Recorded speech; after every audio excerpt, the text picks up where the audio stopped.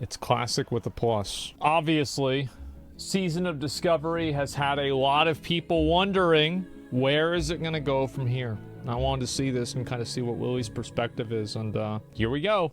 So there's definitely a lot of lessons to be taken from Season of Mastery so far, but for the second one, what would I like to see? Well, something with a bit of a different focus from just raiding content. Something along the lines of Season of Discovery with class-focused updates. Shift up the established meta in PvP and PvE. So I would say that was a fairly good guess, or an assumption at least, as indeed at BlizzCon 2023, World of Warcraft Classic second seasonal server was announced, the Season of Discovery. Releasing very soon on November 30th, this new season will be aiming to reshape the established meta of vanilla through adding in tons of new abilities to the game, some of which you'll recognize from later expansions, some of which are totally new to the game. And yeah, the majority of these things have all been in the game in one form or another, and they're just applying them to Season of Discovery. I am hyped for this. We even heard the words at BlizzCon, it's all of Classic with a plus. And honestly, this is the first real step with intent towards Classic Plus. The only thing that separates this from a true Classic Plus launch for me is that it is a seasonal server, and season means there is a start date and an end date. And well, MMOs aren't really supposed to have end dates. They are persistent online worlds by their very nature. Still, what this does give Blizzard a chance to do, as we are going to talk more about later, is experiment, take risk. Yeah, I think that's a good thing. Personally, I very much want to see like a consistent ongoing server rather than something that's kind of just like it's a big thing for a year and then it's gone. But I'm still excited to play this. And try something new and see how the players react. This is exactly what seasonal servers in World of Warcraft should be doing, changing things. Not just adding small, timid changes, but overhauling the game, adding features that players... I think they need to do that too. Like, it's just, you should start with big changes and see what people like, and then scale it back for something that has more longevity.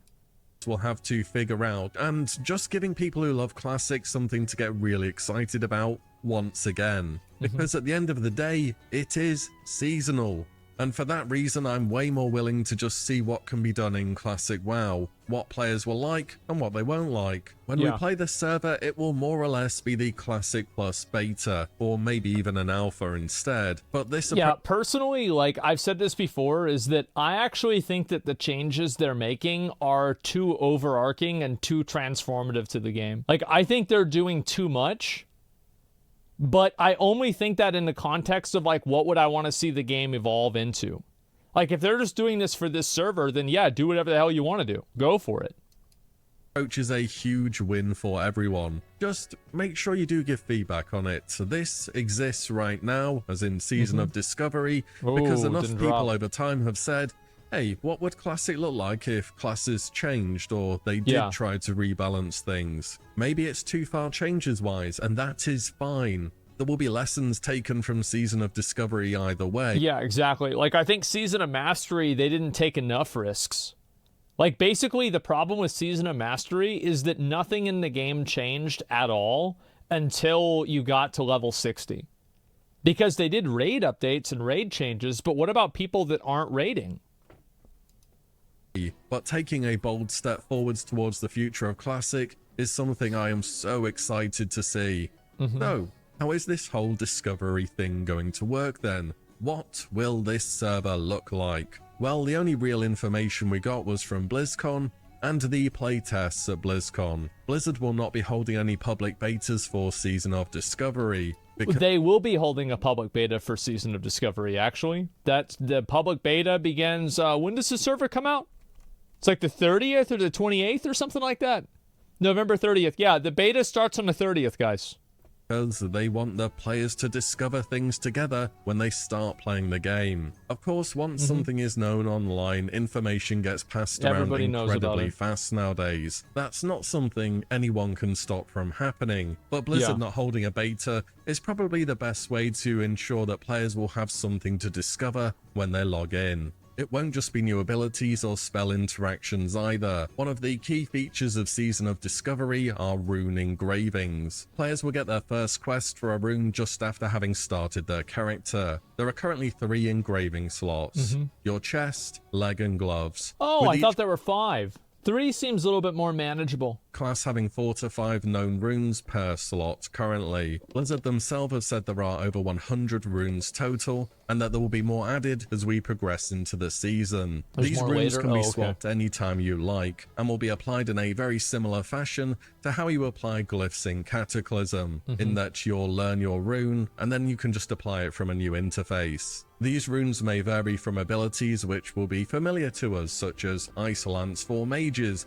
or Yeah, a lot of the abilities, I would say, like, it felt to me like 90% of the abilities they were adding were already in the game at some point or another in the game. It's like maybe this was in the game during WoD and then they got rid of it or something like that. But for the most part, it's not like they're trying a bunch of super new stuff. for priests. The things which are totally new, such as druids being able to access Wind Fury, or Warlock's Metamorphosis now being a tanking stance. Oh, and So this is what my concern is. My concern is that Classic WoW, the reason why it's so good is because you're not good at everything, and classes don't have the abilities to round out their toolkit, which forces people to rely on each other. Like, mages are insane at AoE, and they have really good single target damage, but their survivability sucks dick and they run out of mana. Warriors have great damage, but they don't have any survivability outside of, just having armor. Like, that's it. That's all they can do. Priests, we saw what happened with a priest, right? And so every class has something that they're good at, and every class has something also that they're bad at. And whenever you round out the classes by giving them the abilities that fill in the gaps that they didn't have, you remove a lot of the reason why people needed to group up and play with each other in the first place. And that's what one of my biggest concerns is with Season of Mastery, to be honest with you. Or Season of Discovery. Is that people will be less social because they don't have to be. Now, also, I'm not saying that they shouldn't do any of this. I think this is a good decision, but this is what my concern is on the outcome of it. If Warlocks can do everything, yeah, of course, but Warlocks are special. on top of that, rogues can tank, and shamans can tank, and paladins can tank. Yeah, I mean, some of them already everybody can could tank. technically tank, but they can really tank now. Surely if half the classes in the game can tank, we won't be short on tanks still, right? No, I'm Blizzard sure are we also will be. considering reductions to respec costs as well as dual specialization. Yeah. No final word on that at the moment, but I think it may. I'm very much a fan of respecking. I think that if you could respec for free, that's great. I don't like the idea that I can't play my class in a certain way because I don't want to pay gold for it. I don't know. I think it's a really shitty, it's a shitty way to have a gold sink in a game. And ultimately, what is the outcome of respec costs? It makes me play the game less. I didn't do as much PvP in Classic or TBC because I couldn't just easily swap over. Makes sense given the theme of the season. So these runes are going to be a big deal, but here's the thing, we don't know how to get them at all. They will be, you guessed it, discovered through gameplay. Maybe one is hidden up a mountain in a chest somewhere, or dropped from a dungeon boss, or a reward from a long quest chain. In fact, this system is somewhat reminiscent of the Legion artifact hidden weapon appearances, and if you play Yeah, it's pretty similar to that. He's right. And yeah, I mean, a lot of these secrets, like the Cosmoth, the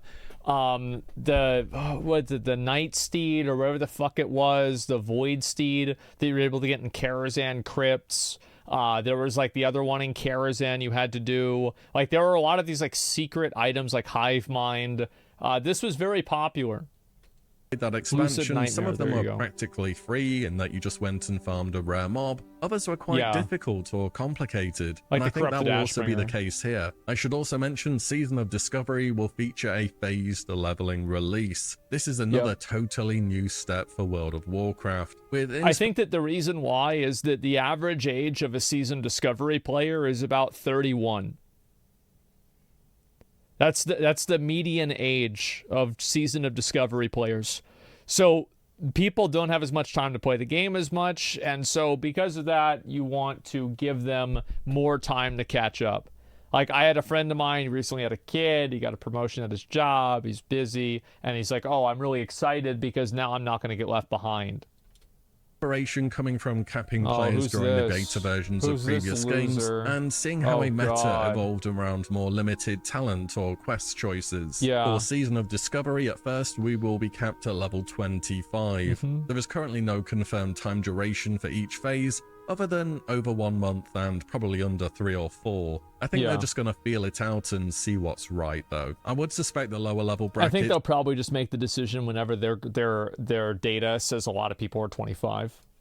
Won't last as long because there will be people at level 25 within a few hours, and even more casual players will be more than capable of hitting this level cap without a huge time investment. I mean, with how popular hardcore has been, we are all pretty familiar with our starting zones by now, right? At level 25, players will have runes and engravings to discover, as well as a revamped Black Fathoms Deep, which will serve as the season's first piece of raiding content. The FD will be a 10-player raid, with updated mechanics, and will also have brand new drops for players to map out and see how far they can push their character during this early bracket. On top of that, at the end of BFD, there will be a new world buff, which is expected to be a revamped version of the pre-existing Blessing of Black Fathom. But we need I forgot all about that one. Holy shit. To wait and see what that ends up being. There will also be an open... Who's excited? Yeah, somebody said in chat. Who's excited to do BFD GDKPs? Yeah, bro, like BFD GDKP on day 1. World event in Ashenvale. This will consist of both PvP and PvE objectives, kind of in a similar vein to how Alteric Valley works. It will reward players both for PvPing as well as defeating PvE objectives. There will also be different tiers of rewards based on your participation. You will also gain reputation with your Warsong Gulch faction by doing this event, and your Warsong rep vendor will now have new items to sell, including low-level mounts which will work specifically inside of Ashenvale. Warsong Gulch will be enabled too with a 10... I think that they should make, like, once they figure out and they get a better groundwork for what this is supposed to be, I think they should make these low-level mounts that they have, the original vanilla unarmored mounts, I think they should make them rewards for players. Like, for completing, like, big meta-level achievements. Like, for example, if you get 60, you can use it in, like, the original classic realms. Or not original, but, like, the realms that these go to. 19 bracket and a 20 to 25 bracket. The PvP ranking system will also be enabled, but it will not be possible to grind rank 14 early on, as certain PvP ranks require certain combat levels to achieve. Winning this event will award an on-use world buff, which you can keep in your bags and use later. I'm thinking an on-use world buff that goes in your bags and you can use it when you want. That's a crazy good idea. What a great idea. How smart. Thinking some kind of Horn of Victory type thing, which gives everyone in your party or raid some stats. So that's already 2 new world buffs by level 25 then. I wonder if you can stack everything at 60 and if there'll be more introduced later. Speaking of the later levels though, at some point they absolutely need to have world buffs. Like, world buffs are so important. Because world buffs let people that have an IQ of 7 clear Molten Core and be MC Raiders. You don't want to not have world... You need that. You need world buffs. Will be able to go beyond level 25. The next level cap and essentially phase 2 of this season will be level 40. So this should be so exciting for Season of Discovery. Hitting those end of talent tree abilities alongside the changes should make for some explosive gameplay. Following that, the next level cap will be 50, and the final one, of course, being 60. So expect 3 big content phases of Discovery before 60. And even at 60, tons of things will be different. No more warriors dominating the DPS meters. I mean, probably. It would be funny if they were still the best, though, to be honest. They should be the best, right? Because warriors are the best, so they should be the best. It's important to keep that in mind. So, like, yes, obviously warriors should still be the best, but the other classes could be a little bit more okay. At BlizzCon, they also teased several images for later raiding content. First of all, an Alarma bot, which of course makes you think of Gnomeregan. This place is definitely big enough to already be considered could be a raid. Secondly, I hope the dungeons that I want them to do as raids, if they're not going to revamp the dungeon, like, I would love a Scarlet Cathedral raid, right? And it's like actually like a big area. But I don't think they're going to do that. Like, if they made it to where Scarlet Monastery was all one massive, cohesive level 40 raid, that would be fucking nuts. I don't think they're going to do this, though. But, yeah, they teased it. Yeah, they're going to tease it, but that's it. I think that the dungeons I want to be raids are Blackrock Depths, number 1. Number 2 would probably be Scarlet Monastery. And then number 3 would be Maradon. I think these are the 3 best raids to make raids. Or 3 best dungeons to make raids. Gnomeregan is nice too. Oh yeah, Sunken Temple. I kind of like Maradon more than Sunken Temple. Sunken Temple is kind of depressing, but yeah, Sunken Temple as well. And these are dungeons that are in the game. Like, obviously, oh, what about Karazhan Crypts? What about Grim Batal? No, I'm talking about dungeons that are in the game. Of course, the unmistakable Scarlet Monastery, another legendary set of dungeons that could very much be raids later on. Ooh. And finally, a piece of content from vanilla that was never used in its original state, the Karazhan Crypts. That's what I want to see. You can see in the image they show the zone text for the Pauper's Walk. Yep. This is a very deliberate inclusion to put all doubt beyond reason here. This subzone itself is just beyond the entrance to the crypts. The crypts themselves are an expansive set of tunnels and towering rooms below the Deadwind Pass, including many this area is so big. Like, the first time I went in it, I was amazed how big it actually was. Ways, piles of bones, flooded rooms, and much more. So not only are there class changes for Season of Discovery... Remember this room whenever you think about the Dragonflight storyline, okay, guys?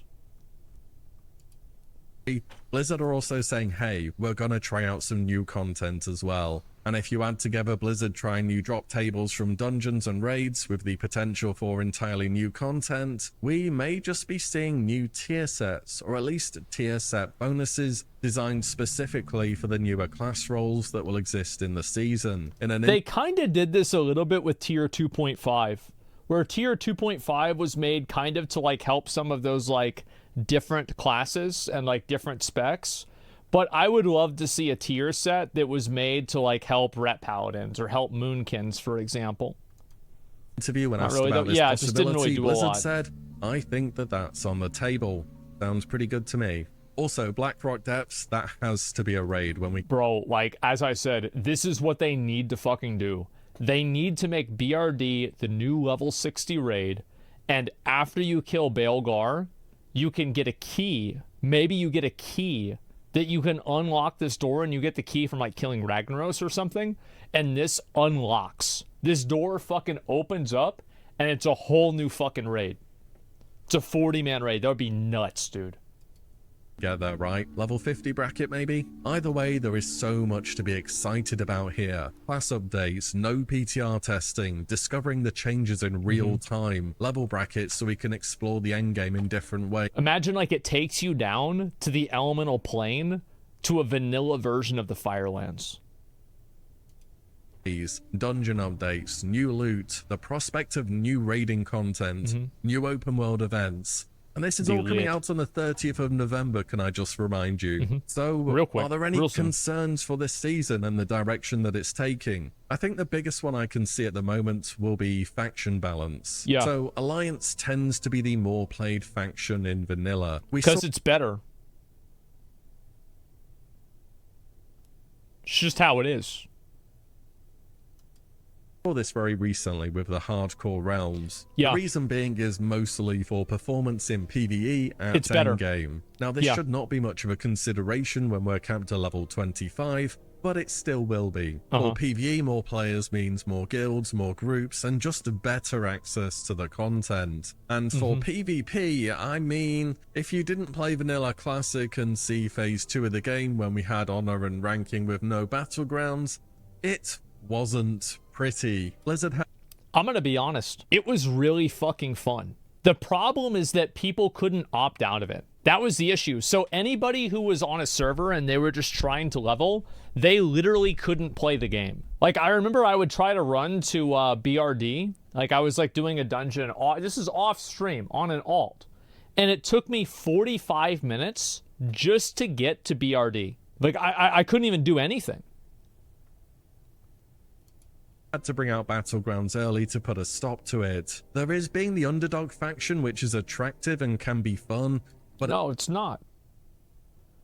That's why everybody that was on the factions where they were the underdog quit. That's why they quit.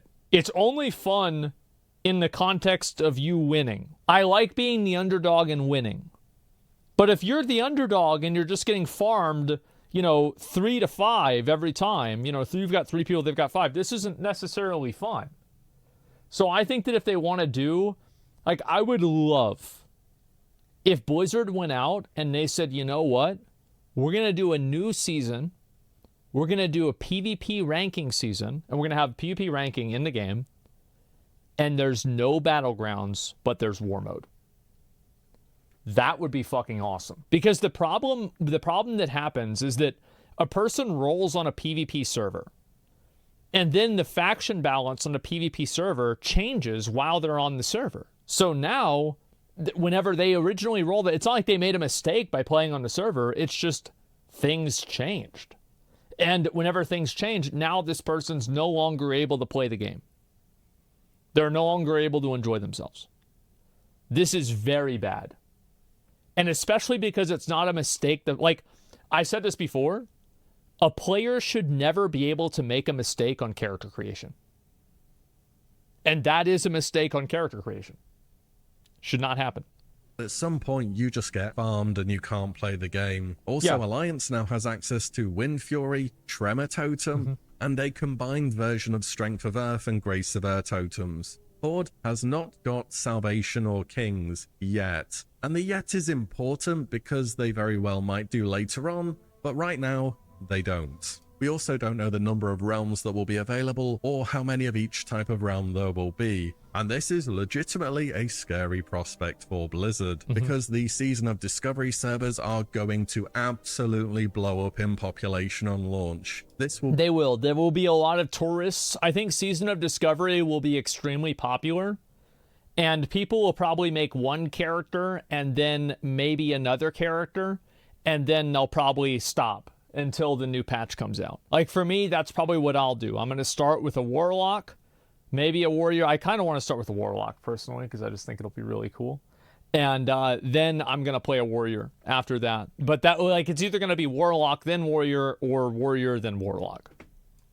Be bigger than hardcore, I guarantee it. So basically, if you roll on a PvP server, you better like PvP and understand that vanilla PvP is not very fair and not very balanced. I need to give you a really big warning on this. Understand what you're getting yourself into, especially if you are Horde. Next thing to talk about is, of course, class balance. Blizzard have said if there are things that trivialize the game and make it not fun to play, absolutely will want to go in and do some balancing. Now, Classic... It depends on what the balancing is. I think the truth is that world buffs completely trivialize the game, but they also make it more fun to play.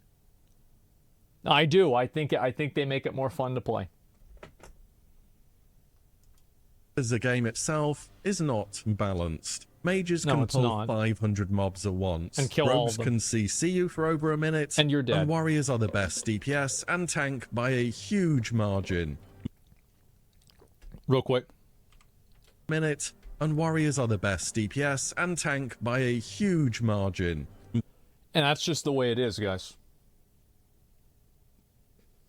It's just the way it is.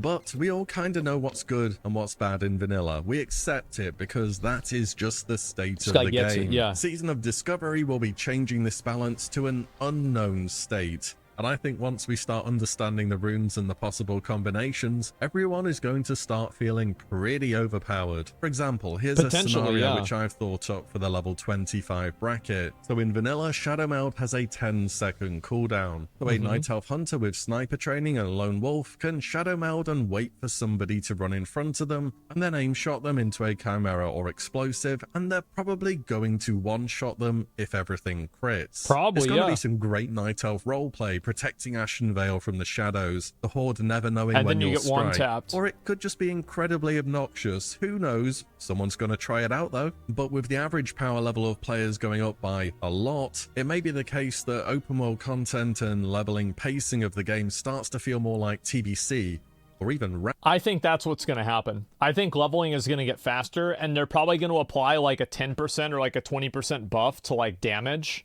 for like all of the mobs, but I don't think it's going to be enough. I think it's going to be way easier. These abilities Which I don't think is a good thing, by the way. I know this is going to be like a super unpopular opinion, but leveling being a challenge is the best thing about Classic WoW. The best experience in Classic WoW is 1 to 60. Raiding isn't really that good. Like, it's cool because you get badass gear and, like, everybody's together, yeah. But, like, the real content is 1 to 60. Very impactful. We haven't seen how they're tuned yet, but this could be a big step towards just powering through content like it's nothing. Yeah. I think this is okay at endgame when you're stacked up with world buffs, but that leveling stage and feeling as though your character is growing and not always super overpowered is an important aspect of vanilla. Yeah, and whilst doing the video, I found that Blizzard had answered this concern. They say they're planning to make enemies hit harder, more so than just buffing the health values of everyone to accommodate. With this, I feel like if you make the enemies hit harder, but there's no health buff, isn't that just a massive buff to range players? Like, I don't know. The world should still feel dangerous, and you won't just be able to run around and AoE everything down. This means the fire pillagers are getting a buff. I can't wait to see how that plays out. I think that's good. I want them to be more dangerous. Double their damage. Moving on, just do though, it. I would also prefer if faction-specific things stayed that way. It feels as though Blizzard have to give Horde Salvation Kings a might now.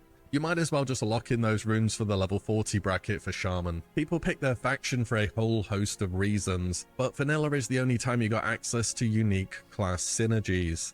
I think that should be... It's always very hard to know where to draw the line, because Willie makes a really good point, but also think about what happened with TBC private servers. There were nobody that played Alliance on TBC private servers because Paladins were just so much better. Like, basically, Horde Paladins were so much better that everybody played Horde.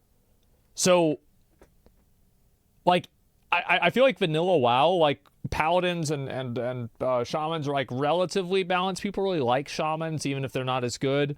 So, like, there's still a bit of balance, for sure. Steel Blood was broken in TBC. Yeah, it was. And so, that made everybody play one faction. I think that it's okay to have imbalance, but if that imbalance creates a gameplay experience that's bad, then it's a problem.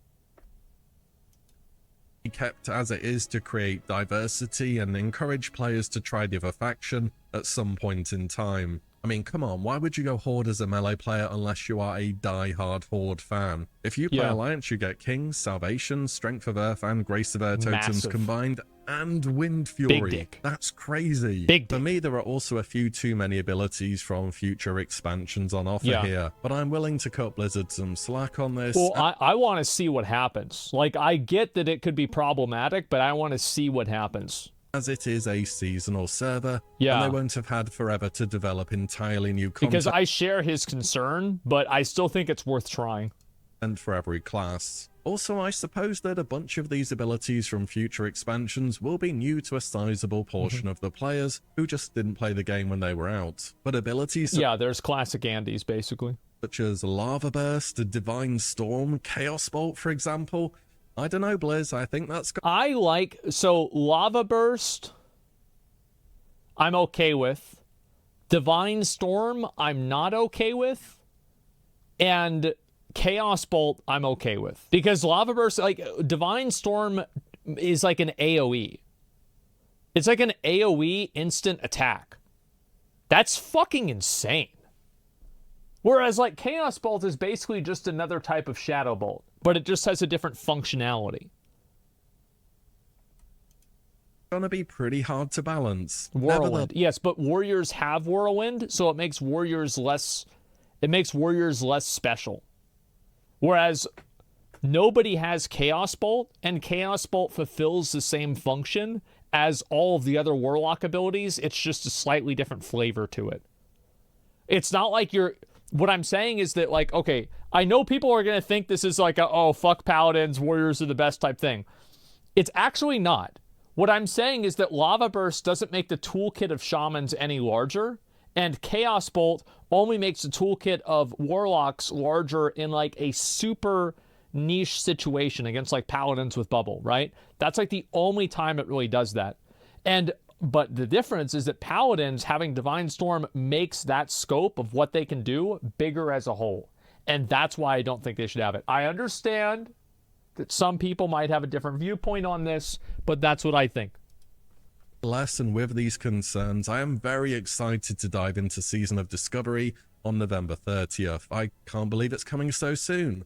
I mean, many of us expected to hear about a season at BlizzCon, but this is coming up very fast. It will also give us an entirely unknown meta for the game, which is so exciting to see. Class-related videos are my favorite ones to make, and I only really get to do them once per expansion usually, so I do plan to cover each class's updates in follow-up content. Of course, a ton of information here is still unknown. There will always be stuff to discover, such as what the future runes will be, how they're acquired, all of that stuff. Blizzard did decide to provide quite a sizable amount of information at BlizzCon though, and once information is out there on the internet, you can't take it back. There were lists of every rune online before BlizzCon had finished, and there will be an add-on or something telling you how to get every rune not long after the servers are live. I mean, in like 3 days after the servers are out, like, I'd say 90% of the runes, you just download handy notes and you just go and you do the thing, which is like, I think that's fine.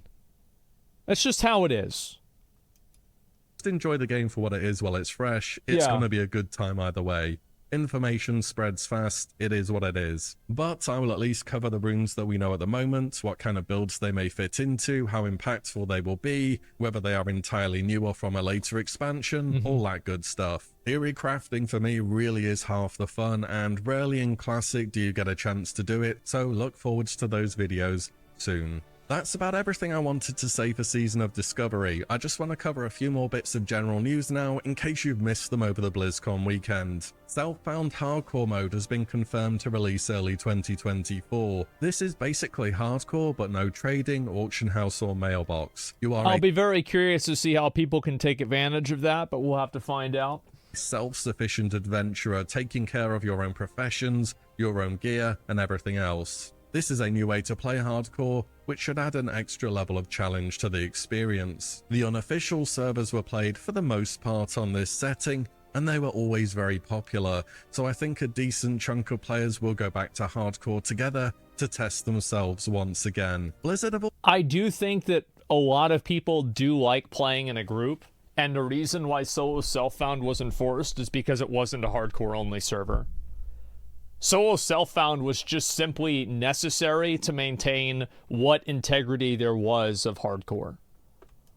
Also mentioned they have a few surprises for this game mode too, so I'm going to be keeping my eyes on this and updating when I can. Blizzard have confirmed no plans for Era Wrath of the Lich King Classic servers. I'm kind of surprised, not gonna lie. Wrath has been a consistent world and version of WoW that people go back to again and again. People like Wrath. Proven its staying power. And if Wrath isn't getting an error, I don't think any other version of WoW will at this point. I'm surprised the demand hasn't been met on this, but I guess they just don't think there's enough people that will play it. On top of that, I think what they should do is they should do era servers for like TBC and Wrath as like event servers.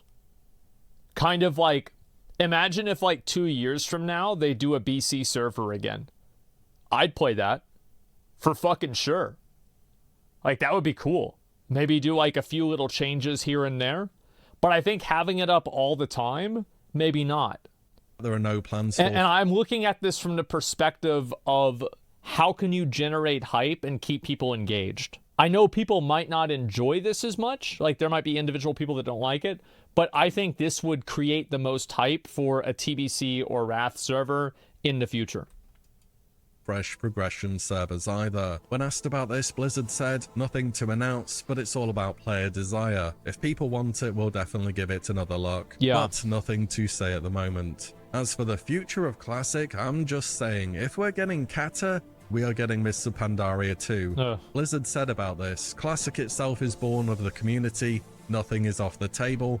We'll look at Mists of Pandaria and beyond to see what people want. So don't even worry about MOP happening. It's as sure as Wrath was from TBC. In fact, I have a video speculating how far they'll go with Classic, which I need to finish up pretty soon. As for if they redid Warlords of Draenor with all the unfinished content, that would be fucking awesome.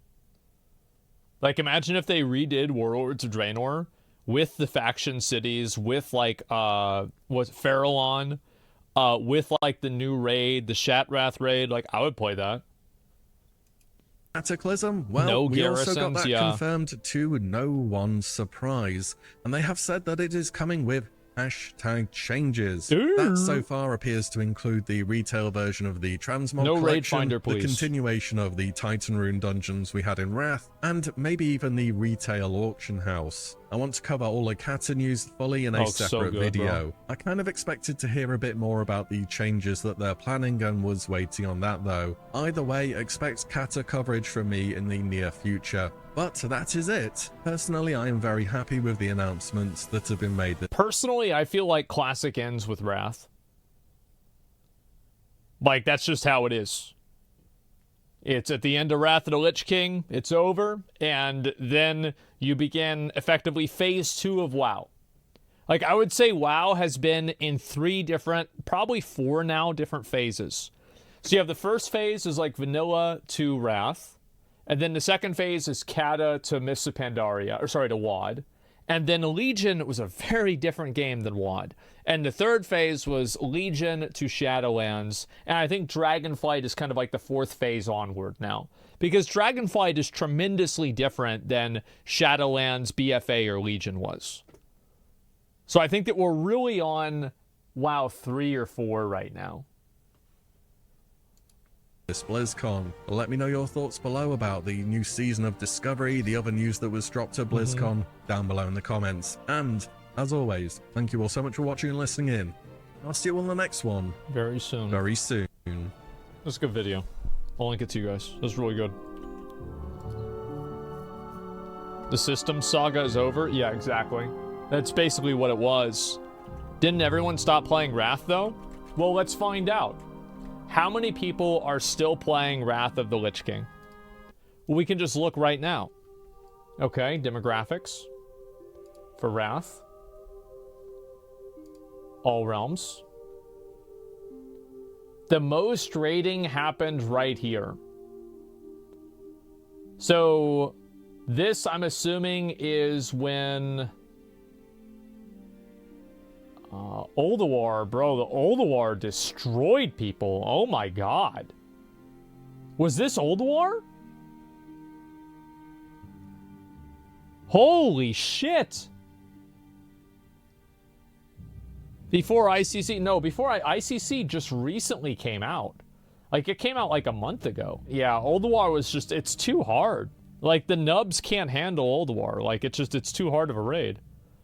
And like here, this is whenever it was really popular. You know where this was? Nax 25, man. That shit was a joke. It was boring. Yeah, it was also hard. I think that's a big factor.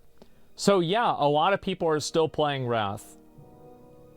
Absolutely. Now, if you compare it to like, this was like peak Classic right here. I'm assuming this is probably BWL.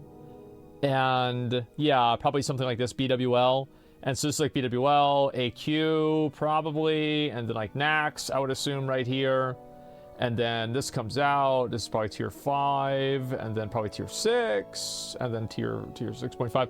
Like, you guys can see, right, how it's like, isn't it weird, right? You look at the graph here. Oh, let me link you guys the, let me copy paste this over first. Okay. Yeah, let me link you guys a video. This is a great video. Like, I love Lily's videos about Classic. Make sure to give it a like, give him a sub if you haven't. I wish he should stream. Like, Mad Season's been streaming, and his streams have been doing pretty well as far as I know. So yeah, there you go. There's the video. I think that was pretty fair. I think he brought up a lot of good points, especially with, like, you know, the abilities being a bit too much, etc., right? So let me go back over here, and I'm going to look at this. Hard mode Freya, absolutely demolish guilds. Wait, hard mode Freya?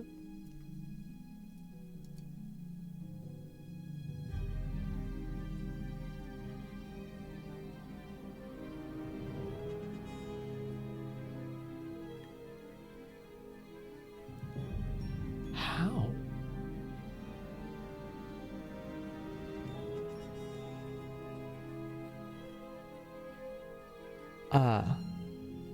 You guys didn't wipe on Freya? You know, we one-shot her. Even on, like... That was easy. It was Mimiron that was hard. Whenever I talk about how Classic players are bad, I'm gonna put a mark here on the hard parts of the game, okay? There's Nax. T5.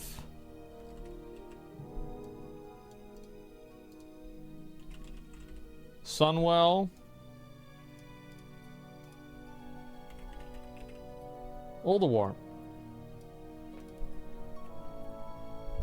Hard raids are the bane of the existence of Classic Andes. And if you look at the graph, every single time that there is a hard raid, people stop playing.